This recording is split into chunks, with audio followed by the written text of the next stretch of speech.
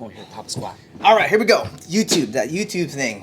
What's going on, fellas? Tommy and Ryan. It's been a hot minute since we've posted a video, let on an update to this project. So my apologies. Moreover, we've been very busy because we listen to you guys. Like on the last video, I had mentioned if mounting the motors on the bottom and the rear was going to be a problem, to drop it down in the comments. And as soon as that left my mouth, he started cringing. But I get it. Like I actually didn't want that either. I thought it was cool. I think it would be annoying to have to mind how you land because the bottom motors or the motors are bottom mounted. Anyways, long story short, been very busy, including doing some podcasts. So shout out to Jack because he made me this shirt. If you know, you know. And if you know, you should check out Let's Drone Out. It's a really good podcast. But nonetheless, we've been very busy tackling a solution for what you guys called out would be a problem. And that is now solved. Yeah. With this guy. So here's our latest version. Now, let me just quickly remind you guys what it was that was a big deal. And that was, again, the folding mechanism, which we've solved pretty elegantly, in my opinion. But it meant that the motors would be up top and the rear motors would be facing the bottom. You guys didn't like that. I didn't like it either. I don't blame you. And now in this version, that has been solved. So just to kind of catch everybody up, I want to just kind of go over what the important design briefs were for this specific build. And that was, for me, these motors the motor arms had to all be identical because that makes for cheaper manufacturing, which means that the cost for you guys on this frame will be cheaper. And then B, a better customer experience, because in my opinion, it's way better to just have a single arm that can work for both the front and the back, because you guys did vote. Left and right, right. Because you guys did vote that this should be a durable frame, as durable as it could be for it being folding, mind you. And so I felt like that was an important feature to maintain, as well as having an elegant yet solid folding mechanism, because this is the Oh My God company, and we don't want to come out with something that just, quite frankly, sucks, for lack of a better word. We also wanted to make sure that the arms folded inwards. Again, that was something that you guys voted on. And then lastly, just going back to the folding mechanism, I wanted it to be a really good experience, something that was very solid, something that you can't mess up, and something that would work through and through even after multiple crashes. And then if you did crash, we wanted the entire thing to be completely serviceable, so that way, it's not like it's something that stops working really well, despite the fact that we're gonna full send and bash the heck out of it. So why don't I hand it over to you to explain where we came from and where we're at now, because doing this did mean starting from scratch and starting over again. So why don't I hand it over to you and kind of explain where we're at. Sure. So quickly, the things that I changed when we went from this model to this model. The only way to make the arms fold past each other is to make sure that it's not a complete symmetrical X. So these had to just basically move away by the diameter of that. So we fixed that. So now it's a little bit of a stretch X, but just only by that much. So we fixed that. The mechanism that locks everything in place is essentially the same. It's still a thumb screw on the bottom of the frame that you push in. Difference now, we have a spring in there, little coil spring. So instead of a leaf spring that I had here, but this was just for testing. So now we have a little spring mechanism that you can sort of see. That's a sprung button. Yeah, so the way this is gonna work, I just want everybody to understand, because this is important for me.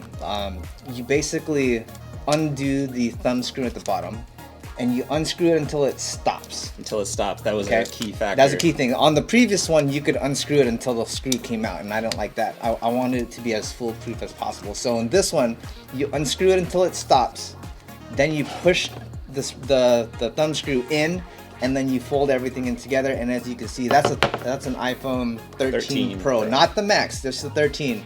And it pretty much covers the entire thing, which I think is phenomenal. And I think that you guys, mind you, this is a 3D printed model, which is just part of our design process. After everything looks good in CAD, we do a 3D print and we mount everything up and we put the hardware in there and we go through all the motions to see if it feels good.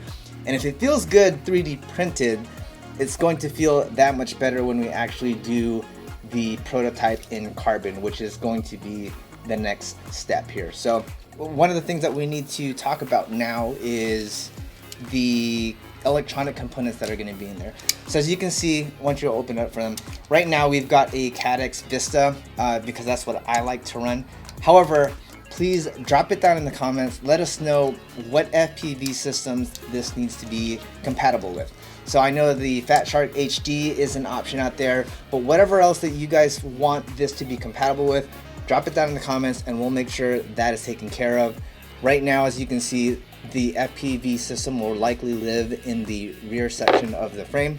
And then the next thing is that the flight controller and ESC stack is no longer going to be a stack. I think this is going to have to be an AIO solution. As you can see, there's not a whole lot of room here. However, there is definitely room to put the AIO right above here and not be a problem and change anything else.